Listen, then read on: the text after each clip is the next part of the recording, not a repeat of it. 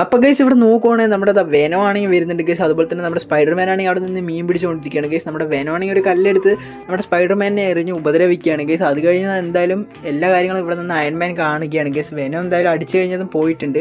അപ്പോൾ എന്തായാലും നമ്മുടെ അയൺമാൻ ആണെങ്കിൽ അവിടെ നിന്ന് രക്ഷിച്ച് CPR കാര്യങ്ങളൊക്കെ കൊടുക്കുന്നുണ്ട് ഗൈസ്. അങ്ങനെ നമ്മുടെ സ്പൈഡർമാനെ അയൺമാൻ രക്ഷിച്ചിരിക്കുകയാണ് ഗൈസ്.